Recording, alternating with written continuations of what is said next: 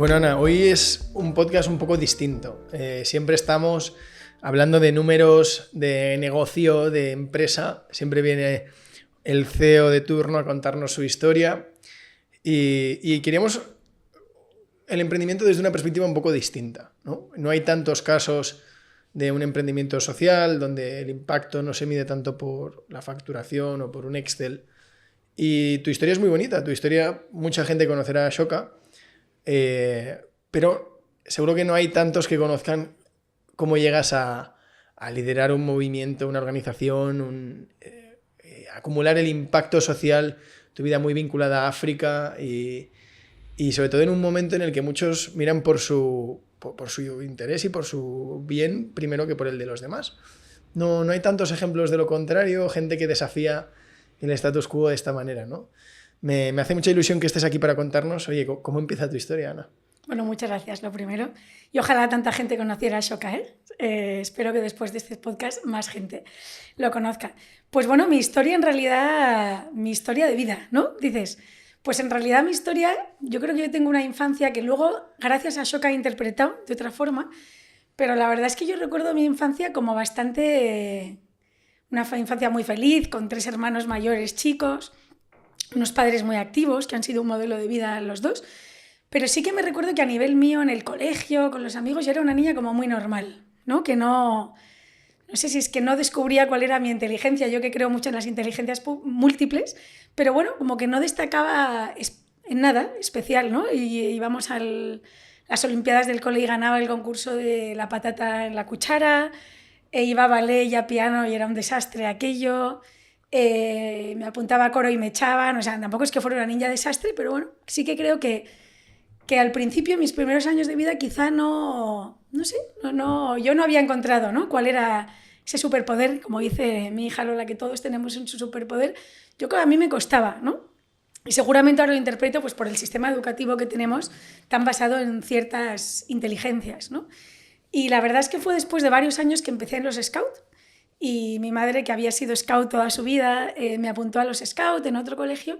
Y yo creo que fue ahí donde descubrí, y ya empecé a ver lo que esto también lo veía en mi familia, el superpoder que tenemos todas las personas de ver un problema y encontrar una solución para resolverlo, ¿no? Y sin duda, el escultismo y los Scouts a mí me enseñaron eso, me enseñaron modelos de personas que es como se educa en el escultismo, ¿no? Que miremos a nuestro alrededor, a la naturaleza y qué puedes hacer para mejorarlo. Y para mí ese claramente fue un punto de inflexión de cuál era mi papel en el mundo y qué podía yo hacer para contribuir. A ti mucha gente atraviesa una fase existencial, sobre todo en la posadolescencia, sobre el propósito, ¿no? Mucha gente se habla de Ikigai, siempre que se habla de este tema se cita el libro, y la sensación de vacío que se genera a la gente que coge el libro sin saber responder a las dudas que le plantea. ¿Cómo ha sido esto para ti, la búsqueda del sentido, esto que me comentabas, tu propósito en la vida? Pues mira, yo tampoco creo que haya sido una persona muy evolucionada, ¿no?, en la trascendencia y en ese propósito. Sí que creo que he tenido una suerte enorme de vivir en una familia donde mi padre, por un lado, era un emprendedor social y se dedicaba, pues creó la primera fundación que unía la universidad y la empresa. Bueno, no paraba de tener ideas que hacía realidad, un coro intergeneracional en mi familia, un grupo de teatro, o sea, y mi madre también, era enfermera, empezó una segunda carrera de trabajo social cuando yo era mayor. Sí que creo que he vivido rodeada de muchas personas que veían un propósito a su vida y que no paraban de hacer cosas para mejorar su mundo, ¿no? Y lo he vivido en casa y eso es una suerte enorme que no todo el mundo tiene y que yo es una de las cosas que más me gustaría lograr democratizar, ¿no? Que ese superpoder de que todos podemos tener un papel activo en el mundo no lo tengas dependiendo, ¿no?, del colegio al que vayas o de tu familia, ¿no? Pero bueno, yo creo que mis modelos en casa fueron muy buenos, los Scouts también, o sea, en los Scouts desde el principio el enfoque estaba en qué problemas ves a tu alrededor y cómo podemos arreglarlo, qué podemos aprender este trimestre, cómo trabajamos en equipo. Y en ese sentido tuve, sin darme cuenta de ello, yo creo que una vida con una juventud con bastante propósito, ¿no? Y además sí que tengo un recuerdo de que yo nunca he sido una persona que hiciera lo que la gente quería hacer, ¿no? O sea, si a mí yo recuerdo pues en segundo de BUP, ¿no?, cuando la gente empezaba a salir, es que a mí no me gustaba y decidí no hacerlo y me iba con mi padre a montar a caballo, o no sé, sí que recuerdo que yo tengo ahora una hija adolescente también, ¿no? Y ese sentimiento de aceptación del grupo, de todo el mundo hace esto, yo tengo que hacerlo, sí que creo que yo no lo tuve. Y en ese sentido, creo que hacer lo que todo el mundo hace sin que te llene debe ser una debilidad para ese encuentro de propósito, porque dices, ¿qué hago yo aquí? ¿No? Y yo no lo he tenido. Y en ese sentido es verdad que muchas veces me he sentido diferente, me he sentido... bueno, no es que no aceptada, pero sí que creo que en muchos momentos digo, pues es que a mí no me gusta lo que a todo el mundo le gusta y no soy una persona que vaya a una fiesta a la que no quiere ir, no sé cómo explicarlo. Y yo creo que eso a mí me ha ayudado a solo enfocarme en las cosas a las que yo le veía sentido, que me apetecían, que me enseñaban, que me divertían, que yo podía ayudar a los demás, incluido el cómo decidí la carrera, ¿no? Que yo recuerdo que vi El Príncipe de las Mareas y yo dije, pues yo quiero hacer una carrera donde puedo ayudar a los demás. También había visto a mi madre estudiar trabajo social y entendí muy bien lo que era el trabajo social. Y yo dije, pues yo lo vi como muy claro, ¿no? Que lo que hiciera y el tiempo de mi vida estuviera dedicado a algo que fuera a ayudar a los demás. Entonces, sin darme cuenta, creo que esa búsqueda de propósito y de autenticidad y de creer en lo que hago ha sido una constante en mi vida. Tus 20, tu década de los 20 a los 30, que muchas veces la gente dice que es una época para foguearse, ¿no? De probar, romper cosas, intentar encontrarte a ti mismo. Y muchas veces dicen que de los 30 en adelante es esa década la que te ha servido para encontrarte. ¿En tu caso fue así? ¿Cambian mucho tus 20 a tus 30? ¿O sí que lo mantuviste? ¿Mucho de lo que habías aprendido se mantuvo? ¿Tu vida no cambió tanto? Bueno, no, yo sí que creo que fue un momento en el que ya estaba estudiando la carrera de psicología, tenía una vida muy activa en temas de voluntariado. En los Scout fui monitora Scout como voluntaria unos 7 años con niños pequeños. Por ejemplo, en mi grupo Scout se empezaba a educar a los niños a partir de los 8, ¿no? Se llama Lobatos. Pues yo con una amiga creamos el decir, oye, vamos a crear una nueva rama, se llama en Scout, que sea de los 6 a los 8, y para mí eso fue una cosa que me dio como muchísima fuerza, el decir, yo he tenido un propósito con mi amiga Conchita, queremos que aquí se pueda hacer Scout de 6 a 8, vamos a formarnos, vamos a aprender de otras personas, vamos a convencer a los que no están convencidos, y de repente fue una realidad, ¿no? Entonces, esos momentos en los que tú tienes una idea, te lo curras y algo pasa que mejora la vida de las personas, porque al año siguiente había un montón de niños de 6 y 7 años que ahora les veo y ya son, bueno, que me hace mucha ilusión, ¿no? Cuando les veo, y no es por atribuirme el mérito a mí, sino que creo que estas experiencias de dar a una niña, a una adolescente, una oportunidad de que sus ideas se hagan realidad, le dan una capacidad que es súper valiosa para encontrar un empleo, para encontrar propósito para el resto de su vida. Y en mi caso, pues eso fue una época de muchísima producción en ese sentido. Yo no monté una empresa de zapatillas ni un grupo de rock, pero sí que hice cosas, especialmente sociales, que me llenaron de sentido. Por ejemplo, estuve en la India cuando se cayeron las Torres Gemelas. Yo estaba allí de voluntaria en Calcuta y para mí fue un momento súper importante también, ¿no? Decir, oye, aquí hay una pobreza enorme, aquí la gente se muere de cosas que en Madrid, ¿no? Recuerdo una mujer que se queda ciega por cataratas cuando para nosotros era algo que se operaba muy fácilmente, y sí que he tenido una vocación en ese sentido, es decir, me hace feliz hacer cosas que mejoren la vida de otros, y lo digo desde un punto de vista egoísta, o sea, no soy mejor que nadie, creo que yo he encontrado ahí mi vía del propósito y he tenido la suerte de poder dedicarme a ello. ¿Has visto Capitán Fantastic? He visto Capitán Fantastic, sí. Bueno, sí. No tiene nada que ver porque es llevar al extremo, ¿no? Un modelo de vida, pero ¿qué te sugiere ese tipo de educación, esa manera de educar muy empírico, ¿no? Con lo que te sucede, que hay más realidad fuera de los libros siempre se pueden coger. Esta idea muy, muy nórdica de que los niños tienen que jugar, ya harán deberes y ya estudiarán más adelante. ¿Tú cómo enfocas esa parte? Bueno, pues me encanta, o sea, con muchísima envidia esa peli. Me encantó sabiendo que es un extremo, ¿no?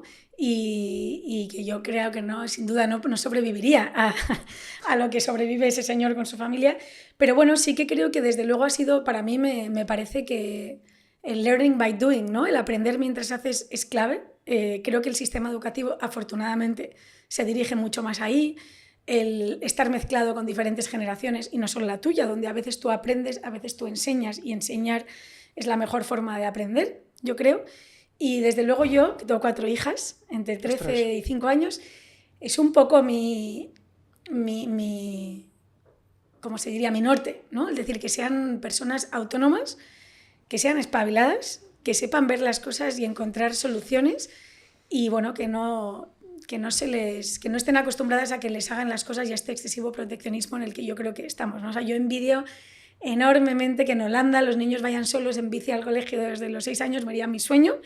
Desafortunadamente no hay carriles bici y que si no lo haría, pero bueno, para mí es un ideal al que intento tender y yo creo que encontrando ese balance entre la mayor coherencia posible entre lo que tú crees y lo que puedes hacer, ¿no? O sea, yo ahora no me puedo ir en una caravana a la montaña con mis hijas, en todas cosas pues estoy separada y estoy en una custodia compartida, pero bueno, pues yo creo que es poder encontrar ese balance entre tus ideales y tu vida, tanto a la hora de elegir colegio, tanto a la hora de, no sé, de tomar decisiones para tu vida, ¿no? Creo que yo creo que todos tenemos un marco con nuestros valores, a lo que le damos importancia, que nos hace tomar decisiones, ¿no?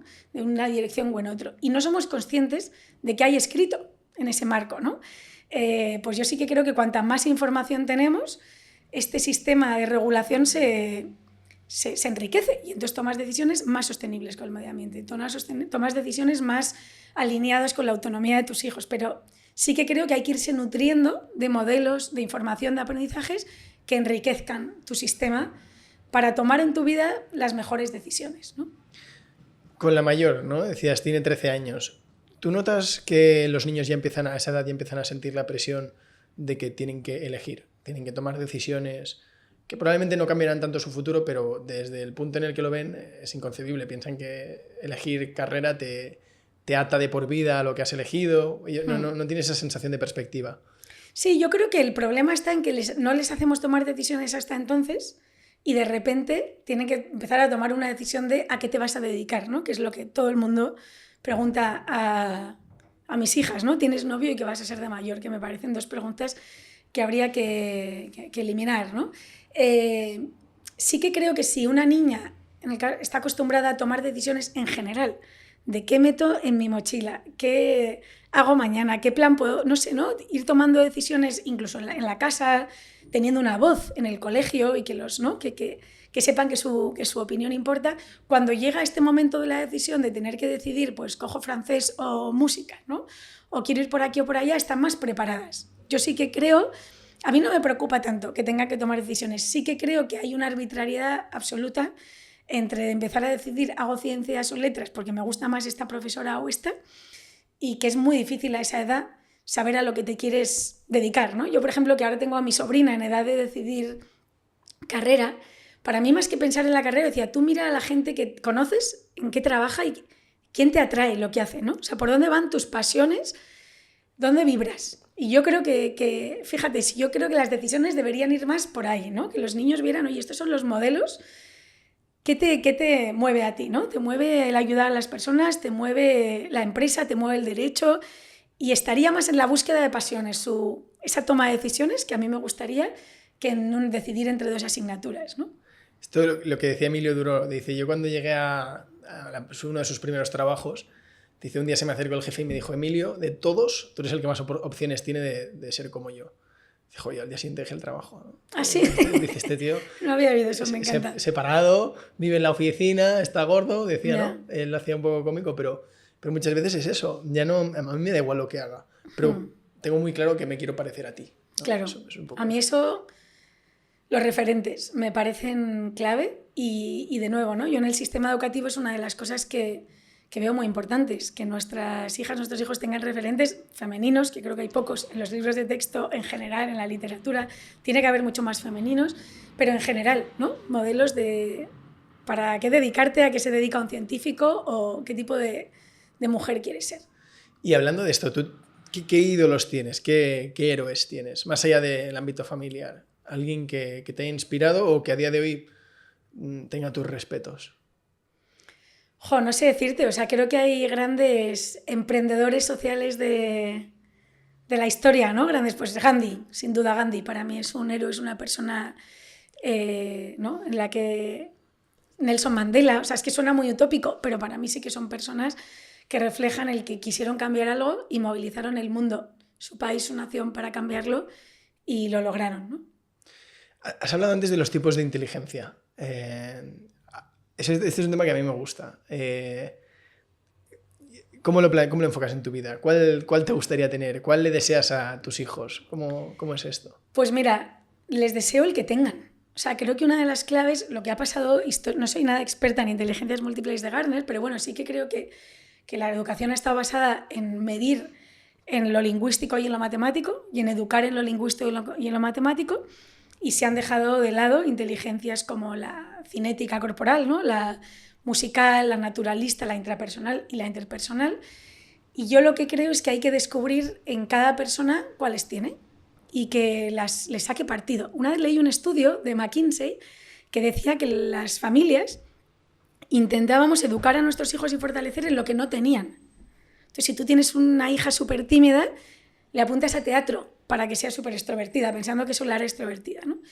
Y yo creo que es un poco lo contrario, que sepamos que nuestros hijos descubran y saquen partido a sus inteligencias, que eso les dé seguridad en sí mismos, que eso les haga, bueno, pues disfrutar, ¿no? El disfrutar de las cosas bien hechas, el hacer cosas que se les den bien, que puedan conseguir sus resultados y que se complementen con otros, ¿no? Yo creo que también el aceptar a mí se me da bien esto y no se me da bien esto es clave. Y yo diría que en mi caso, sin duda tardé en encontrar, ¿no? O sea, a veces dicen que todo el mundo tiene al menos una.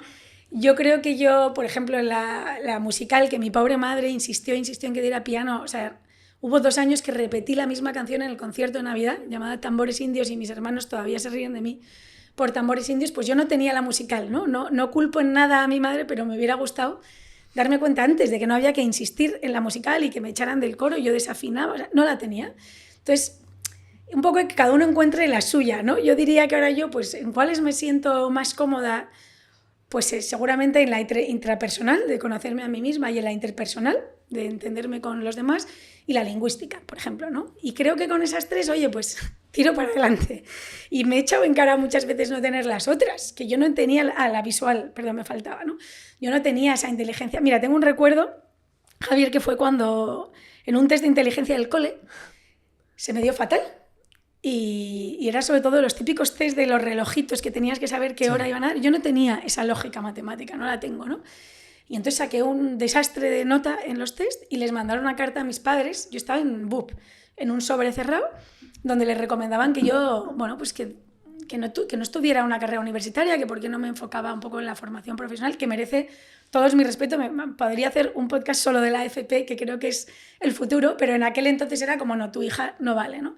Todavía recuerdo el enfado de mi padre fue a hablar con el psicólogo del colegio diciendo esto no se le puede decir a alguien, ¿no? Entonces pensar que hemos sido evaluados por nuestra inteligencia lingüístico-matemático solo, que solo tener esa, si es que si no la tienes vas a ser una fracasada, ¿no? Y si los colegios solo están centrados en esa, la EBAU, pues es que el mundo no va a ir bien porque no triunfa el que tiene una ni otra. Yo creo que el éxito o la felicidad la encuentras cuando puedes dedicarte a cosas que están alineadas con eso que tú tienes, ¿no? Entonces es un poco encontrar la de cada una y en mi caso, desde luego, que cambiamos a nuestras hijas de colegio, ha sido clave el encontrar un colegio que vaya a buscar en cada una de ellas esa inteligencia que tiene. Este es el método, de esto se habla mucho, el método que tiene un nombre italiano, el método, que hace poco leí un libro del... ¿De Montessori dices? El método Montessori va muy alineado con esa inteligencia práctica que comentas. Sí. Es un tema interesante. Oye, me ha gustado mucho que has hablado de tipos de inteligencia durante un buen rato. Todo el mundo comete la sobredosis de hablar de Goleman. Todo el mundo dice, sí, la inteligencia emocional, tal. Por lo menos me ha gustado porque has hecho un análisis más amplio. Con esto que decías de los psicotécnicos y todos estos test del cole, tienen mucho peligro. Nosotros hace poco hicimos... en News2You casi todo el mundo son ingenieros, con lo cual esos exámenes lo petan. Pero hicimos, creo que se llama el test de Raven. Yo creo que lo pondré en las notas del podcast. Creo que es el test de Raven. Y lo hicimos todos a la vez en la oficina, se tarda muy poco. Y a mí me salió lo suficiente para no haber sido deficiente en razonamiento lógico. Pero claro, es humillante, porque dices, a mí me pilla ya con la vida más o menos encaminada y ahora me voy a ir a casa tocado, ¿no? Y leyendo sobre ese tema, una de las conclusiones que te decían, sobre todo por si sacas una nota como la mía, era que muchas veces nos dicen, oye, lo mejor es lo que tú dices, si el niño es introvertido, que se apunte a teatro. Y si no se te da bien leer, pues porque te cuesta, porque no es algo que hagas con naturalidad, lee mucho. Y justo lo que decían era lo contrario, de que aunque eso es lo intuitivo, intentar mejorar en lo que no eres bueno, es mucho más eficiente centrar tu tiempo en explotar aquello en lo que eres bueno para llegar a la perfección o a la mejor versión de ti mismo en las áreas que dominas, porque te lo vas a pasar mejor y va a ser mucho más útil, porque vas a pasar de ser bueno a ser muy bueno y en lo otro como mucho vas a ser normalito. Pero no es como nos lo enseñan. Estoy totalmente de acuerdo. O sea, y también creo que hay que encontrar un balance. Pues yo que sé, a mí, por ejemplo, ahora me apasiona el tenis, ¿no? No he jugado al tenis de pequeña, me encanta el tenis. Yo no soy una persona buenísima en deportes. No sé cómo anda mi inteligencia cinética corporal, no soy patosa, pero bueno, no. Pero oye, me encanta, me voy esforzando cada día, sé que me tengo que esforzar más y no por ello voy a dejar de hacer deporte. Me parece esencial, me apasiona el deporte y es importantísimo en mi vida, ¿no? Y no significa que esa inteligencia yo creo que la tenga tan desarrollada, pero sí que creo que hace poco leí un libro que se llama Hábitos Atómicos, que me ha encantado, lo leí este verano. Aquí eso es bueno, yo lo tengo pendiente, pero aquí es un pilar. Se lo han leído todos. ¿Ah, sí? Sí, mira, qué gracia, no sabía. Pues para mí ha sido súper interesante leer este libro, ¿no? Y una de las cosas que te dice es que al final intentamos tener unos hábitos, nos ponemos unos hábitos para conseguir un objetivo y eso tiene mucha menos fuerza que tener unos hábitos porque te conducen al tipo de persona que tú quieres un poco llegar a ser, ¿no? Y en todo esto, que no voy a hablar ahora del libro, pero a mí me encantó, sí que decía que si eso que quieres llegar a ser está alineado con tus fortalezas, tenlo en cuenta, porque evidentemente los tendrás más fácil y los pasos para crear hábitos en esa dirección van a ser más fáciles de conseguir que si yo, Ana, me propongo dedicarme al salto de pértiga, porque es que no sé qué hábitos tendría que hacer para hacer salto de pértiga con mi altura y con mi habilidad, ¿no?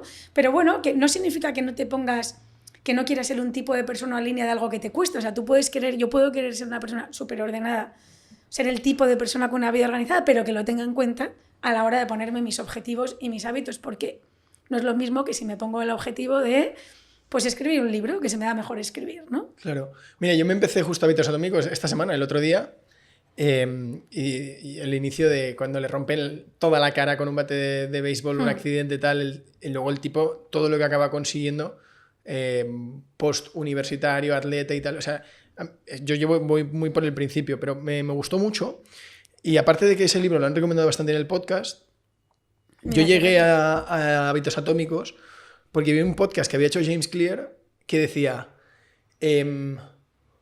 la gente suele pensar que aquello para lo que has nacido es lo que se te da bien con facilidad. Pues si en el colegio soy el mejor al tenis, sin esforzarme mucho, probablemente lo mío es el tenis. Y él decía, sorprendentemente es todo lo contrario. Aquello para lo que has nacido es para lo que puedes aguantar el dolor más que el resto, ¿no? Soy capaz de, aunque esté súper cansado, lleno de agujetas, soy capaz de ir al día siguiente y volver a entrenar al tenis, ¿no? Iba un poco, pero me gustó mucho lo que él relaciona el talento y el dolor, y sobre todo aquello para lo que has nacido es en lo que tu capacidad de soportar el sufrimiento es mejor que la de los demás. Muy interesante, sí. Pero te explota un poco la cabeza. Sí. Mucha gente cuando he comentado esto no estaba de acuerdo. ¿Tú qué opinas?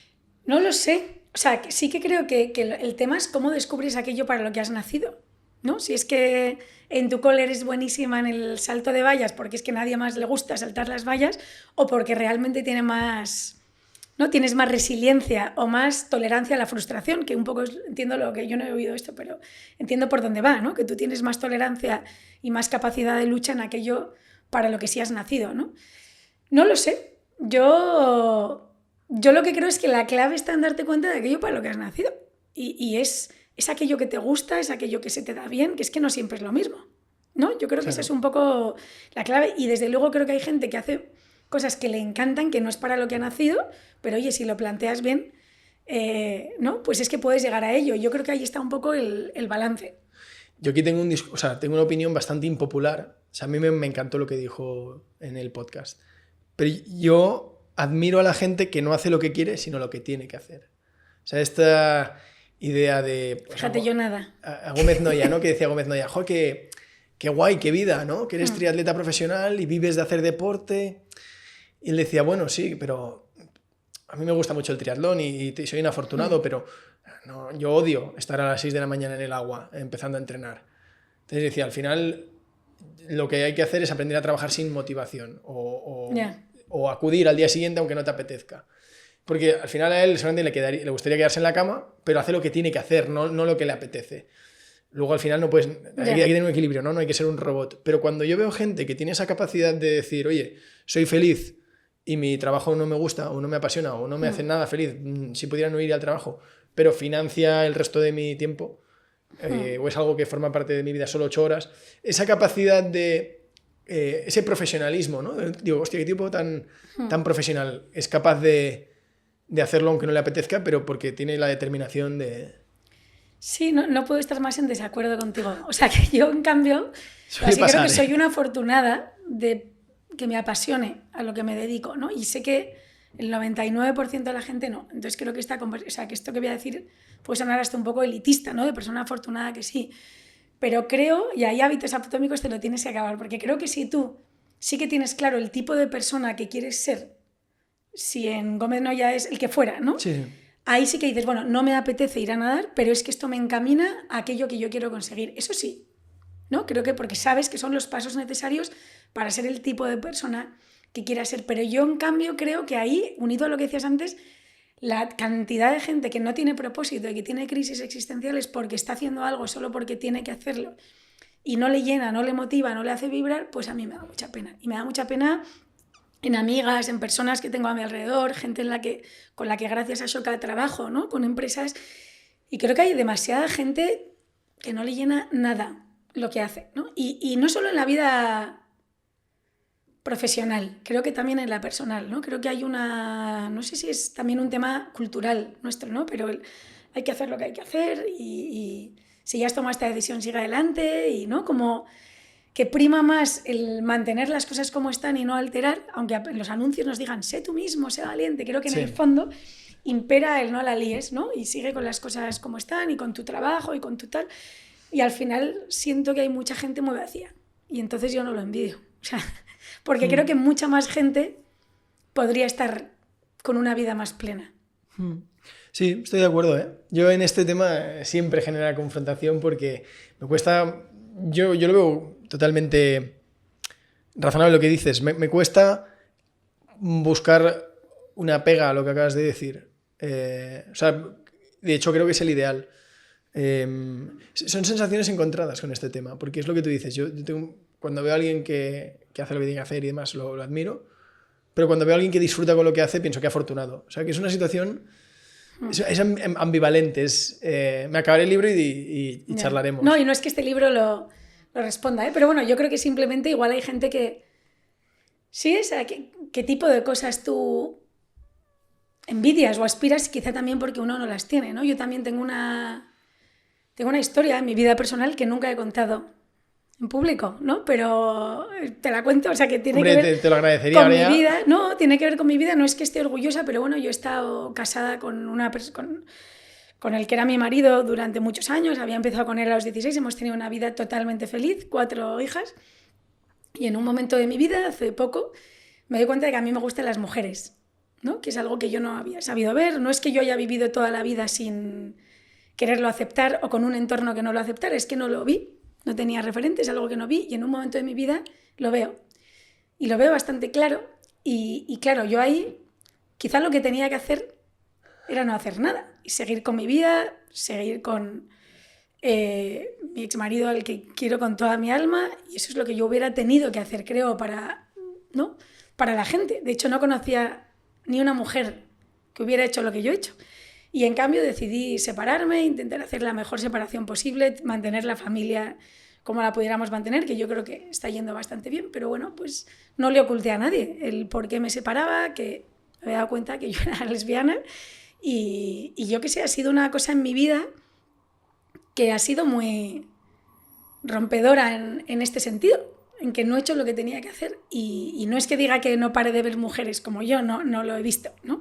Pero sí que creo que no tenemos, que he vivido en mis propias carnes, que no tenemos un entorno que nos permita tomar las decisiones que nos lleven a esa autenticidad y a ese quiero ser muy honesta, quiero ser fiel a mí misma. Creo que somos muy infieles a nosotros mismos. Yo estoy bastante más de acuerdo con tu perspectiva que con la que me ofrece la mayoría cuando va en contra de lo que estábamos comentando. Creo que es compatible, creo que es muy semántica Sí. la diferencia, pero estoy muy de acuerdo. ¿Cómo fue? Porque para ti tiene que ser un momento totalmente inexplorado. Sí, fue muy duro. Fue muy duro el pensar, y es que esto, o sea, yo creo que también la falta de referentes, es decir, yo me puse a buscar en literatura española historias, modelos de una mujer, una empresaria, una quien fuera, que haya tenido una vida heterosexual y que decida hacer un cambio así, y no la encontré, para nada. Y yo soy muy lectora y necesitaba escuchar alguna historia así. La verdad es que leí 2 libros, bueno, joder, han sido muchos años, de pensar, de tomar esta decisión, de intentar no herir a mi familia, a mi ex, sobre todo a mis hijas, o sea, cómo hacer esto de la mejor forma posible, con el mayor respeto, con amor, pero intentando ser fiel a mí misma, ¿no? Y ya la verdad es que ahí leí 2 libros, fueron muy importantes para mí. Uno que es un estudio americano que se llama Married Women Who Love Women, o sea, mujeres casadas que aman a mujeres, y otro que se llama Untamed, de Glennon Doyle, que es una influencer ya muy conocida americana que se casó con una futbolista muy conocida, había estado siempre casada con un hombre con 3 hijos y tenían 3 hijos. Y yo qué sé, pues la verdad es que leer sus libros fue un momento para mí bastante importante, muy importante. Me los leí 2 veces cada uno y mucha reflexión, decir cuál es la decisión, y al final creo que el haber estado rodeada de gente, trabajar en el mundo en el que trabajo del emprendimiento social, donde a la gente le mueven sus valores y el mejorar las cosas, ¿no? Y la autenticidad, me rodeaba de muy buenos referentes, de luchar por lo que uno quiere. Y yo qué sé, no, o sea, ha sido muy difícil, pero creo que he hecho lo que tenía que hacer y ojalá un día, pues, no sé, todo el mundo lo pueda ver así, ¿no? O sea, no Sí. que todo el mundo me acepte, pero bueno, no digo que no me hayan aceptado, pero bueno, que ha sido difícil. Y a mí sí que me ha hecho pensar que estamos rodeados de eslogans: sé tú mismo, persigue tus sueños, ¿no? De las empresas, del marketing y tal, y al final en nuestro entorno no nos lo facilita tanto. Nada. ¿Y te ha pasado de decir, quedar con algún amigo las primeras veces que lo contaste y estar nerviosísima diciendo, a ver cómo se lo toma, a ver lo que piensa, y de repente lo cuentas y te dicen, bueno, bien, ¿y qué? Total. Y decir, pero ¿cómo que y qué? Sí, esto para mí llevo un mes pensando cómo contártelo y lo has normalizado. Muchísimo. La verdad es que la mayoría. O sea, es verdad que era una situación muy dura, creo que el tener 4 hijas ha sido un agravante, clarísimo. Bueno, pero sí, ha habido, desde luego, creo que un terreno muy bueno, creo que estoy rodeada de gente que lo ha entendido muy bien. Y bueno, nada, que no pretendía que esto fuera de esto, ni pensaba hablar de esto, pero ahora que estábamos hablando tanto del perseguir, sí que estoy bastante tranquila, en paz, en el sentido de creo que estoy siendo fiel a mí misma y con ello fiel con los que me rodean, ¿no? Bueno, yo creo, te agradezco mucho que lo hayas contado. Yo no tenía ni idea. De hecho, cuando... No, nadie, si es que nunca lo he contado así. Habíamos preparado un poco, y nos preguntabas temas, y decíamos, bueno, es que Ana, esto es muy espontáneo, no hay guión. Yo voy apuntando cosas sobre ti y cosas que dices y te repregunto, indago un poco, pero es muy libre. Y te estabas nerviosa y al final, oye, pues me alegro de que lo hayas contado porque de una manera o de otra es que estás a gusto y te apetece. Yo desde fuera, como lo veo, es que creo lo que tú decías, no te facilitan dar el paso, pero creo que se ha reducido mucho el estigma del que lo da. Sí, ¿no? sí. Como que es ese vértigo de decir, voy a saltar de un precipicio, salto y había un terraplén que no veía, pero salto y digo, uy, que era solo esto. Desde Totalmente, arriba parecía no mucho puedo más. estar ¿no? más de acuerdo. Pero bueno. Y luego es verdad que... Bueno, no, nada, vamos a cambiar de tema. Dime, que te he cortado. No, que hay una parte en la que yo quiero ser discreta y respetuosa, pero hay otra en la que dices, jo, si a mí me ha pasado es imposible que si somos 40 millones de personas en España, a nadie más le ha pasado o esté sintiendo esto o quiera dar el paso y no se atreva, ¿no? Entonces tengo ahí un balance entre la discreción y la humildad y el no darme más importancia a la que tiene porque no tiene ninguna. Pero es decir, si a mí me faltaron referentes, a otras les faltarán. Exacto. Y bueno, pues no sé, llegará un momento en mi vida... En 5 años tendremos un libro. Vez. En 5 años habrá un libro. No sé. Yo cuando lo has dicho, le estaba pensando, digo, bueno, son sus memorias las que servirán de ejemplo a... Bueno, eso cuando todavía tengo 42, eso ya dentro de más años. Bueno, seguro que algún contenido... Bueno, hoy en día el podcast es un formato que también se ha convertido en un vehículo de información y de inspiración brutal para mucha gente. Oye, llevamos mucho rato hablando, pero no hemos contado qué es exactamente Ashoka. Hemos pasado por encima, pero para alguien que no lo conozca, cuéntanos.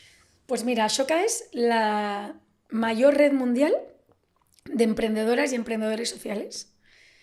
Y lo que hemos hecho es desde hace 42 años, de hecho nace el mismo año en que yo, en 1980, cuando Bill Drayton, que es el fundador de Ashoka, crea Ashoka, se da cuenta que en el mundo empresarial, el mundo que daba dinero del for profit, se estaba apostando por el emprendimiento, por la innovación, por personas que tenían una nueva idea, como muchísimas de las historias y de las entrevistas que he escuchado en este podcast, que tienen una nueva idea, la llevan a cabo y triunfan. Y la gente lo valora, invierte, da dinero y funciona, ¿no? Y tanto cubren una necesidad que no estaba cubierta o nos hacen tener una nueva necesidad que no teníamos, pero se estaba apostando mucho, ¿no? En los años 80 en aquello, y en cambio en lo social lo que más valía y lo que más se reconocía era la gente que llevara más años haciendo exactamente lo mismo, ¿no? Pues grandes instituciones que se dedicaban a, ¿no? Pues ayudar a personas sin techo, lo que fuera, ¿no? A temas sociales, y no se estaba apostando por la innovación, ¿no? Es como, bueno, si hay dinero por medio, vale la innovación y el emprendimiento, pero en lo social vamos a lo seguro. Y entonces lo que hace Bill Drayton es que acuña, crea el término de emprendedor social y dice, para todas esas personas que han visto un problema social, que están dedicando su vida a resolver ese problema social, pero que suelen ser un profesor raro, médico raro o gente que en su tiempo tienen un trabajo al uso y en su tiempo libre, los fines de semana, se dedican a eso social, vamos a darles un título, una identidad, ¿no? Vamos a llamarles emprendedores sociales y vamos a crear una organización que apoye a aquellos que tienen ideas rompedoras, que atacan la raíz de un problema y que pueden tener impacto a nivel internacional.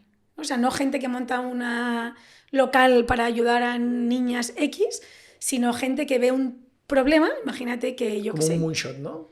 Un moonshot en un tema social donde lo ves claro, ¿no? Y dices, oye, pues aquí, mira, un ejemplo, ¿no? Pues un emprendedor que tenemos que tiene un hijo autista, Thorkildson, en Dinamarca. Y él ve que su hijo autista tiene unas fortalezas increíbles en ciertas cosas, pero el sistema no las valora y lo que es ese niño es un niño pues bastante aislado de la sociedad, tienen que ir a un colegio especial y con un futuro laboral dudoso, porque el desempleo en personas del espectro autista es muy elevado, ¿no? Y entonces él ve este problema y dice, ¿y si doy la vuelta a la tortilla? ¿Y si conseguimos que las habilidades de las personas autistas sean fortalezas? Y que estas personas se puedan dedicar a eso que tiene que ver con las fortalezas, uniéndolo con nuestro tema de antes.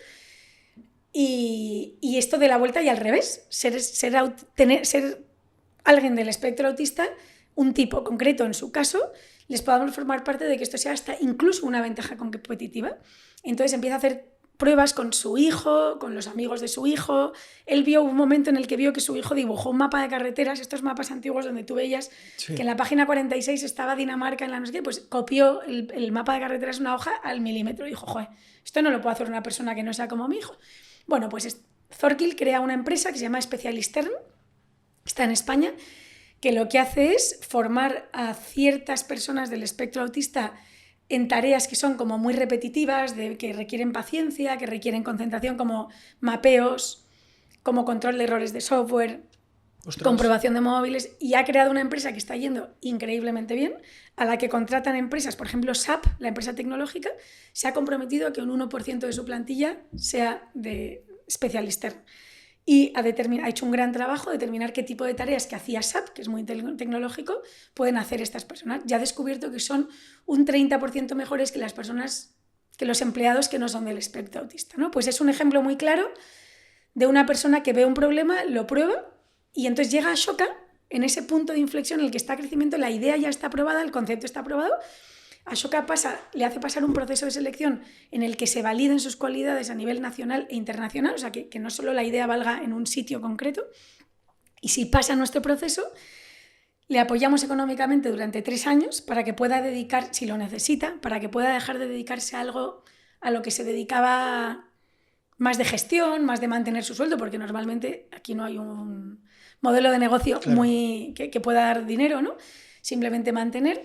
y le conecta con otras emprendedoras sociales, emprendedores de toda la red de Ashoka a nivel mundial, con empresas, consultoras pro bono, medios de comunicación, para que su idea y su modelo tengan más impacto, ¿no? Entonces, esto lo hacemos, esto mismo, en 90 países.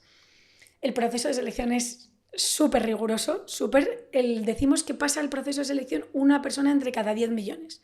Ostras, es peor que Harvard, ¿eh?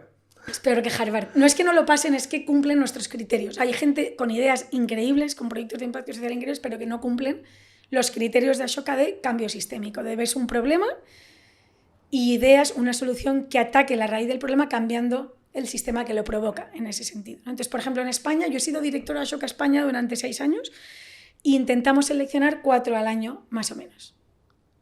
Y alguna que nos cuentes, algún caso de éxito en España, algo interesante. Este que has dicho es brutal porque mucha gente piensa que la solución siempre va a ser tecnológica y nada que ver. El detectar los superpoderes de gente con autismo para no solo una reinserción laboral, sino que además es superar a cualquiera que compita por el mismo empleo, ¿no? Eso es increíble. Sí. Es como una situación en la que sí que ganan todos. No es obra social por parte de la empresa. Estás contratando al empleado más válido. Sí. Y además hay una cosa muy importante de Ashoka, ahora te cuento ejemplos de España, es que apoyamos a la persona. No es al proyecto, el dinero es para que la persona pueda cubrir sus gastos del colegio de sus hijos, de donde viva, de hecho se adapta. No es lo mismo alguien soltero en un pueblo de Zamora que alguien con 4 hijos en Barcelona. Pues se calcula cuál es su coste de vida y un poco se adapta en ese sentido. Entonces es muy el apoyo a la persona, sus habilidades, lo que necesita, la conexión, o sea, está muy basado en la persona y una de nosotros la forma en la que medimos el impacto de nuestro proceso de selección y de nuestros emprendedores es cuántos influyen en políticas públicas, cuántos son copiados por otros, es decir, oye, como son muchas veces modelos open source que gente cambia la forma de hacer en un determinado sector, ¿no? Y desde ese momento todo el mundo hace las cosas diferentes, y cuánta gente después de 10 años siguen con su idea, que son un 80%, wow. Lo cual y 90% políticas públicas a nivel nacional y 80% a nivel internacional. O sea, que es gente que de verdad está cambiando las cosas y no es gente que se le ocurre una idea en la ducha. Es gente que ha vivido un problema en sus carnes por un problema familiar, por una ciudad contaminada, por su trabajo, y que tienen como bastante claro cuándo son las teclas a tocar y normalmente cómo tienen que empoderar a sus usuarios, ¿no? Sus usuarios no son clientes, no son pacientes. En la mayoría de los casos les dan un papel activo, ¿no? Para mejorar las cosas. ¿Has leído Grit? No. Pues te recomiendo muchísimo Grit. Es un libro de una psicóloga que no me va a salir el apellido, Angela Duque, bueno, te lo voy a pasar, y ella lo que desarrolló era la escala de Grit, que era un test para medir cómo de probable es que alguien consiga un objetivo a largo plazo. Entonces ella hacía pruebas por ejemplo, con los Navy SEALs en la base de no me acuerdo, es muy conocido, el campamento en el que se hace la instrucción de los Navy SEALs. Dicen que tiene un margen de aceptación también, de 1 entre 1000 o algo así. Entonces ella lo que hacía, tanto en las universidades como para el ejército, era hacer este test a gente para ver quiénes tenían más posibilidades de ser capaces de conseguir su objetivo dentro de 4 años, para que los recursos, que al final son limitados, se enfoquen en los que más posibilidades tienen. Y bueno, tenía una escala de acierto enorme. De hecho, en Chicago hacían estos test en primaria para ver quiénes tenían más oportunidades de graduarse. Y que al final, pues, chicos con esas capacidades, pero quizá no con las mismas recursos. Tiene un riesgo enorme de excluir a los más débiles, ¿no? Sí, ellos decían, sobre todo en un sistema en el que la educación es tan privativa, a gente con pocos recursos que tiene muchas posibilidades en el test hay que ayudarla. Luego habrá gente que tenga menos capacidades, pero se lo pueda pagar. Bueno, pues esto es otro tema, ¿no? Pero sí, es una... O sea, en el enfoque de Ashoka básicamente no es tanto elegir, ¿no?, las personas buenas, o sea, es decir, como somos una ONG con recursos limitados, de hecho Ashoka no recibe fondos públicos, solo de empresas y de personas que creen en ello, intentamos encontrar además un alineamiento entre el fin de la empresa y lo que el emprendedor social quiera, para que no sea pura caridad, ¿no?, sino que sean lo que llamamos cadenas de valor híbrido, que la empresa gana y el emprendedor, la emprendedora gane. Pero sí que decimos que la forma más eficiente de mejorar el mundo es poner nuestros recursos en personas que ya tienen la capacidad, porque tienen una trayectoria emprendedora demostrada, que tienen una ética indiscutible, estos son los criterios de selección de Ashoka, que tienen la idea, que son creativas, que su idea tiene potencial de escalar, ¿no? Entonces creemos que cuando una persona reúne estos criterios, ¿no? Las probabilidades, y tiene una idea que nos parece que resuelve un problema social, que en efecto es un problema social, o sea, intentamos entender muy bien el problema, hablamos con referentes en el sector. Normalmente la gente a la que elegimos tiene detractores, porque si estás haciendo las cosas diferentes es que tienes normalmente un gremio, un grupo de gente que hace como siempre, que no está demasiado contenta. Y en ese sentido es un poco nuestro enfoque, ¿no? Es decir, queremos apostar por estas personas, porque son nuestra forma más responsable y efectiva de invertir nuestro dinero para mejorar el mundo, apostar en los que tienen la mejor idea y la mejor vocación social para resolverlo, y por otro lado que sirvan de referentes, que esto es el verdadero fin de Ashoka, es todos podemos ser agentes de cambio, ¿no? Everyone a change maker, es el eslogan americano, es americana Ashoka. Y entonces es un poco decir, queremos que sean ejemplos para la sociedad de que todos podemos hacer algo para mejorar las cosas, y no hace falta que seamos las mejores, no hace falta que seamos emprendedores sociales, cada uno en su entorno tiene que encontrar, todos tenemos miles de injusticias que vemos, ¿no? Pues busca tu injusticia que más te mueve, la que más te preocupa, y haz algo por mejorarla, ¿no? Haz algo, o sea, no mires hacia otro lado, sino ponte manos a la obra, recolecta con tus amigos, haz una carrera, por pequeño que sea. Lo que estamos descubriendo es que la gente que lo hace una vez, lo hace, esto es como las drogas, ¿no? Fideliza, ¿no? Fideliza. Si tú eres capaz de tener una idea que mejore un problema, porque tienes una amiga con una silla, ¿no? Que tiene una enfermedad y necesita una silla de ruedas, y consigues entre todos la silla de ruedas, o te propones un niño en su cole que la gente no lleve plásticos y moviliza el cole, que tenemos miles de ejemplos de estos, para que nadie use plástico, este niño lo que ha conseguido en este cole le va a dar ese superpoder que decíamos esto para el resto de su vida, ¿no? Y para nosotros, los emprendedores sociales, son el ejemplo más alto, pero intentamos dar ejemplo de jóvenes, de todo tipo de personas. Con jóvenes hemos hecho muchas selección también, y contar historias para hacer ver a la gente que además esto no es un tema de buenismo, de vamos a ser todos buenos, es que esto es lo que buscan las empresas del futuro. Quieren personas que sepan ver problemas y que sepan solucionarlos de forma justa. Y yo no tengo duda, porque ahora yo creo que ya hay afortunadamente una conciencia y una imposición regulatoria en las empresas, por ejemplo, de que tienes que hacer las cosas bien, que tienes que tener igualdad de género, que tienes que ser responsable con el medio ambiente, que si tu empresa soluciona un problema social te va a ir mucho mejor, ¿no? Entonces, que podamos ver que las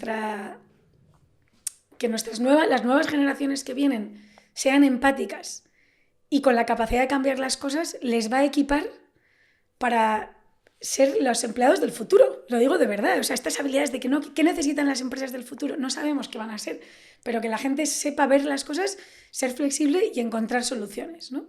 Y ser espabilado, ¿no? Está muy, muy trillado ya el clásico dilema entre actitud y aptitud, ¿no? Pero bueno, va un poco por ahí.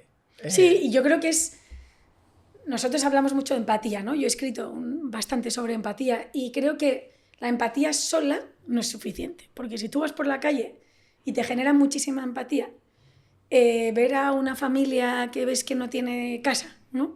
Y no haces nada, o aprendes a que te deje de dar pena esa familia, ¿no? Y como que un poco yo digo que la empatía es un poco un músculo, ¿no?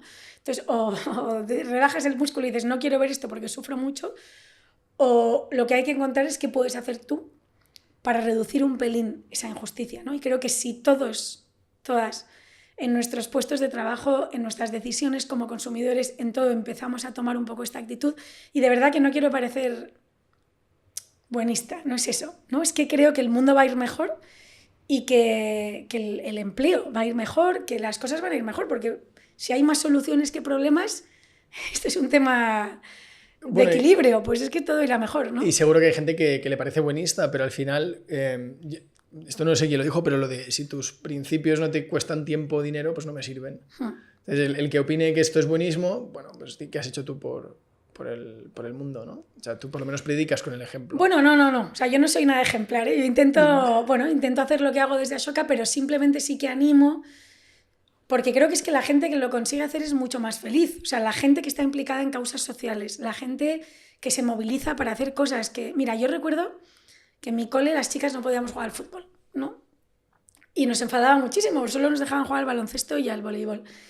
Y nuestro equipo de fútbol, lo que luchó porque en nuestro cole pudiera haber un equipo de fútbol, que nos dejaron, pero al final había que jugar una liga lejos, pero bueno, algo conseguimos, joder, es que fue súper gratificante y todas lo recordamos como, mira qué bien que conseguimos que a partir de entonces el cole tuvo equipo de fútbol de chicas, ¿no? Y estos son, pues si te vas al extremo, ¿no? Pues el tema, la lucha de los derechos humanos, de Martin Luther King, todas las grandes historias, pero a nivel pequeño, es que nos hacen felices, joder, yo creo que, fíjate, yo no creo que haya nadie que no quiera estas cosas, que no quiera un mundo con más empatía. Lo que pasa es que la gente pone por delante otras cosas. Yo creo que el ejemplo del medio ambiente es clarísimo, ¿no? Pues Claro. claro que querrías un planeta, pero si eso supone que tú no puedes hacer esto, que tienes que consumir menos, que en vez de ir en avión te vas en tren, pues te cuesta. Y ese es el tema. Yo creo, antes de decir, mira, este es el libro que te decía, el de Grit, de Grit, Angela vale. Duckworth. No lo conocía. Pues es chulo. Me queda pendiente preguntarte casos de Ashoka en España, pero con esto que decías, yo me doy cuenta que al final, o sea, todo, no sé si todo, pero por generalizar, todo en la vida es un equilibrio entre valor y esfuerzo. O sea, es el trade-off este que dicen. ¿Reciclaría? Sí, pero si me lo ponen fácil. Si me toca caminar 2 calles para tirar la basura, no lo voy a hacer. Y no es que yo no esté alineado con los principios del medio ambiente, simplemente que inevitablemente antepongo la conveniencia. Da igual, si esto nos lo dicen siempre cuando hace software o diseño de producto y demás. Al final muchas veces le tienes que pedir al usuario un esfuerzo. Pero ese esfuerzo va a ser proporcional al valor. Si el esfuerzo es 6, el valor no puede ser 4. Porque si no, no va a funcionar. Y de cierta manera es triste que esto sea así. Pero también creo que es útil interiorizarlo, ¿no? Y hay que aumentar el valor. O sea, ¿cómo aumentas el valor de tomar la decisión de ir a Málaga en tren en vez de en avión? ¿No? Dices, oye, el esfuerzo tal, son 2 horas más, lo que sea. Bueno, pues, ¿cómo aumentas el valor? Yo creo primero con información de qué está pasando con nuestro planeta, que en Google Maps tú puedas ver cuántas emisiones generas en cada uno de tus medios de transporte. Imagínate, pues eso ya sería la información, aumentaría el valor, ¿no? Yo creo en esto que estás diciendo. Totalmente. O sea, por un lado la información y por otro lado, yo creo que el tener claros esos ideales a los que aspiramos. Si tú, uniéndolo otra vez a hábitos atómicos, si tú quieres ser un tipo de persona que no esté haciendo mal al medio ambiente, sino bien, o que estés haciendo menos mal, ¿no? Y eso te preocupa, eso te inquieta, y cuando te acuestas por la noche, te sientes un pelín más mal si has comprado de más, o si has comprado más envases, o te sientes mejor si has comprado al granel, aumenta tu valor. Entonces, creo que hay un tema de información, desde luego, y creo que hay un tema de propósito. De decir, oye, ¿qué es lo que a mí me va a hacer feliz? ¿No? Y bueno, yo creo que ese es el tema de la felicidad. Es todo un tema y esto es lo que yo veo en los emprendedores sociales. En los emprendedores sociales, que lo que les da la felicidad no es el dinero, sino es en qué medida solucionan ese problema que han dedicado su vida a solucionar. También tiene mucho que ver la capacidad que tienes de diferir la recompensa, ¿no? Cuando la gente dice, oye, esto es muy difícil, el momento más álgido de satisfacción y de felicidad probablemente será cuando esta obra se complete, pero soy capaz de seguir motivado sabiendo que la obra se completará en 10 años, o hay veces que ni siquiera viviré para contemplarlo, ¿no? Esa capacidad de pensar a largo plazo y que te motive, que quizá la recompensa no es para ti, sino para quien viene. Sí, mi padre siempre decía, planta árboles que otros verán crecer, ¿no? Y bueno, para mí mi padre, que murió hace 1 año y medio, ha sido un modelo en ese sentido, y siempre decía esto, ¿no? Yo creo esto para futuras generaciones, que esto evolucione, no tener apego a lo que tú has creado. Yo creo que este es un tema muy importante, especialmente en el mundo social también, seguro que en el empresarial, es decir, tú has tenido ese impulso inicial, esa idea, pero a lo mejor no eres la mejor persona para seguir gestionando o para estar toda tu vida apegado a este problema, sino tienes que evolucionar, ¿no? Y saber encontrar dónde está perder ese apego, ¿no? Y lo que tú dices, pensar en el futuro.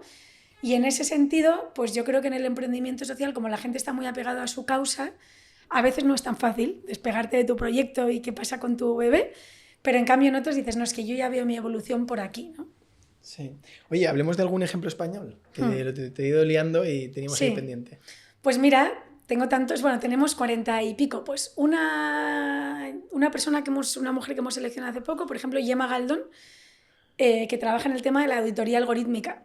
Ostras, ¿y esto? Y bueno, pues lo que dice es que al final los algoritmos están muy sesgados, están dejando, ¿no?, a muchos colectivos fuera, están, ¿no?, tirando para un lado, para el otro, y que estamos dejando todo en manos de los algoritmos. Y lo que viene a decir es que esto es como cuando no había cinturones de seguridad. Hace falta un sistema que regule, ¿no? Y donde las empresas digan, no, éticamente, mis algoritmos efectivamente no están discriminando a la mujer, están siendo responsables con los valores de la empresa.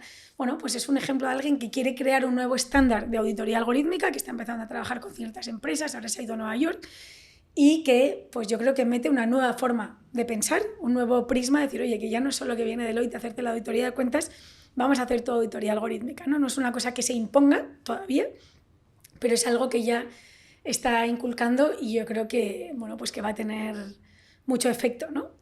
Luego, es que no sé, tenemos emprendedoras, por ejemplo, Pedro Medrano es un emprendedor de Soria que lo que se da cuenta es que desde la desamortización de Mendizábal, hace mucho, los terrenos que pertenecían a la iglesia, que luego se repartieron en manos de personas individuales, estaban en manos de tanta gente que eran terrenos que no eran de nadie, eran de todos y no eran de nadie, ¿no? Entonces no eran públicos, pero no eran privados, porque eran privados, pero no estaban gestionando como privados, ¿no? Él que es técnico forestal o ingeniero de montes o ingeniero forestal en Soria, se da cuenta de que hay que hacer un cambio en las políticas para crear un sistema jurídico que aúne a las personas en la toma de decisiones de estos territorios. Primero, que se identifiquen qué territorios en España están en estas condiciones. Si no recuerdo mal, igual me estoy inventando el dato, creo que era como que toda la provincia de Guipúzcoa está en esta situación, o sea, el cálculo, el correspondiente, sí. O sea, era bastante. Y no, era mucho más, me lo he inventado eso. Y entonces primero es identificar qué terrenos en España están en esta situación, conseguir identificar a todos los dueños, una forma jurídica que aúne a estas personas en juntas gestoras de socios, que se llaman, y luego que se tomen decisiones para evitar incendios, sacar provecho. Por ejemplo, en una zona está movilizando y fomentando la plantación de frutos rojos, que ahora, como las temperaturas han subido, España puede aumentar mucho su producción de frutos rojos y de arándanos, por ejemplo, que está muy en auge y que estamos exportando mucho. Pues él tiene un proyecto en el que dice, aquí podríamos acoger a X familias que con cierta inversión, no sé si eran 100.000 euros, pueden vivir de los frutos rojos por los siguientes años, ¿no? Bueno, pues Pedro ve un problema, consigue un cambio en las políticas públicas y ahora mismo hay un montón de juntas gestoras de socios, creo que son de 45, se reúnen, toman decisiones, se han reducido los incendios, pues como Pedro, como Gemma hay en todos los sectores. Personas que estamos seleccionando este año a Marta, que está demostrando que la práctica de deporte en personas que sufren ictus mejora muchísimo su autonomía y su dignidad y su calidad de vida y gastos de salud. Personas en tecnología, en discapacidad, en todo lo que te puedas imaginar. Cualquier problema social con una buena idea es susceptible de tener una emprendedora social dando respuesta. Qué interesante y qué diverso. Nada tiene que ver la auditoría con lo que comentabas del autismo y este último ejemplo mucho más y el fundador de Wikipedia, ¿no? Es emprendedor de Ashoka, Jamie Wales. ¿Ah, sí? Es un ejemplo, sí, de alguien que, bueno, pues eso, que fue precursor, ¿no?, en una nueva forma de compartir información. Bueno, sí, yo creo, o sea, los hay más famosos. En España, por ejemplo, sabes que España es número 1 en donación de órganos. Lo que hicimos fue seleccionar a Rafael Matesanz, el médico que instauró, que creó el Centro Nacional de Transplantes y generó todo este cambio. No es un ejemplo de emprendedor en un estado en el que solemos seleccionar a nuestros emprendedores, donde nosotros les ayudamos a crecer, sino que alguien que ya ha conseguido un impacto a nivel internacional, les llamamos Ashoka Senior Fellow. ¿No? Bueno, es como un Senior Fellow para que la gente se dé cuenta que estas grandes cosas que han pasado es porque alguien vi un problema, Rafael Matesanz dijo, bueno, es que la gente no dona, estamos invirtiendo mogollón en carteles en las calles, en campañas, en todo, pero lo que hay que cambiar es la familia que toma la decisión en el momento de muerte cerebral, por ejemplo. Entonces, ¿cómo hay que cambiar el sistema de salud para enfocarnos en que haya un médico especializado en ese momento? Bueno, un tema como muy técnico, ¿no? Sí. Entonces, el hacer ver a la gente que las grandes cosas, que España sea uno en número de en trasplantes de órganos, no es por casualidad, sino pues porque ha habido una persona que vio un problema y lo solucionó, nos parece que también es muy importante como modelo de referencia. Qué bueno. Oye, Ana, para ir terminando, ¿cómo es tu tiempo libre? Hemos hablado bastante de tu vida personal, pero no sabemos qué aficiones tienes, hemos oído el tenis, hemos oído... ¿Qué haces fuera de la oficina? Pues yo soy muy activa. Leo mucho. Tengo una casa en Cercedilla donde me encanta estar ahí en el campo, invitar a gente, amigos, con mis hijas, o sea, somos como muy familia, con mis hermanos, con mi madre, somos una familia muy familiar en ese sentido. Me encanta jugar al tenis, me gusta escribir y bueno, pues me gusta cocinar, no sé, creo que soy una persona que tengo bastantes aficiones y quizá debería estar un poco más tranquila a veces, ¿no? Como que soy bastante hiperactiva. Hay que serlo, o sea, esto de a la tumba, ¿no? Hay que llegar reventado, como dicen. Y oye, pues para terminar, me gustaría hacerte el cuestionario que hacemos a todos los invitados. Son 5 preguntas rápidas. Algunas son difíciles, elegir solo uno, ¿eh? Pero, por ejemplo, un libro. Un libro, pues... uno de Iris Murdoch, El mar, de Iris Murdoch, una escritora inglesa que me gusta mucho. Pues me ha pasado, o sea, normalmente conozco más o menos, intento dar conversación, pero en tu caso ha sido imposible. Una canción. Una canción, y sí que es difícil este test, Todo cambia, de Mercedes Sosa. Vale, esta por ejemplo sí que la conozco mucho mejor que el libro. Una aplicación que, no la que más utilizas, pero una sin la que no podrías vivir. Una app del móvil. Sí, o de ordenador. Si quieres, puede ser una extensión de Chrome. Me ha hecho gracia la extensión de Chrome porque tengo una que me encanta. ¿Ah, sí? Que es Keepa, bueno, en la que comparas cómo han subido y bajado los precios de los artículos de Amazon en los últimos años. Keepa con dos Cs, y la verdad es que desde que me la descargué me parece maravilloso porque ves una oferta y ves si realmente es oferta o si en mayo ha estado más alto o más bajo. Es una chorrada, pero es una extensión de Chrome que la verdad es que me la descubrí una amiga. Jolín, yo lo he hecho así un poco a la tontería, pero no te hacía yo hacker de... No soy nada hacker, pero esta extensión como que estoy orgullosa de usarla. Y no, pero no podría vivir sin ella. Tengo que decir que podría vivir sin la mayoría. Quizá hay una de ejercicio físico, Sweat, una aplicación que uso para hacer ejercicio en casa tal, y pues al final me obliga a hacer ejercicio en casa, pero también podría vivir sin ella, ¿eh? Que bueno, cuando pongamos el cuestionario, que siempre resaltamos las respuestas, en tu caso te vamos a poner la extensión de Chrome. Yo creo que no hay nada por encima de eso. Que no es que sea la extensión que más me gusta, pero es verdad que es una extensión de Chrome que uso bastante. Lo último que has comprado en Amazon. Lo último que he comprado en Amazon ha sido ayer un libro que se llama Pasos hacia una nueva vejez, de Javier Yanguas. ¿Y lo has comprado en El Pico, barato? No, además intento no comprar libros en Amazon, intento comprarlo en todostuslibros.com, que no sé si lo conoces. No. Pues es una unión de todos los de libreros, donde tú buscas un libro y te dicen en qué librería más cercana lo tienen o lo encargas, y bueno, pues me parece que hay que apoyar a la pequeña librería a saco. Y además, mira, mis padres tuvieron una librería en Cercedilla, pero en este caso acabo de llegar de un encuentro a Ashoka de Nueva Longevidad, escuché una charla de Javier Yanguas que me encantó y necesitaba leer el libro y bueno, fue un impulso. Oye, pues lo apuntamos. Este es un tema que antes del podcast habíamos hablado, de longevidad. Hace poco estuvo aquí María Cordón, que te lo dije, os tenemos que poner en contacto porque María es una crack, es hiperactiva y yo creo que puede ser muy interesante. Seguro que te cae muy bien. Para terminar, es un restaurante. Un restaurante. De donde quieras, no tiene que ser de Madrid necesariamente. Pues un restaurante, me encanta aquí cerca, Chifa, en Modesto Lafuente. Creo que es Modesto Lafuente, sí.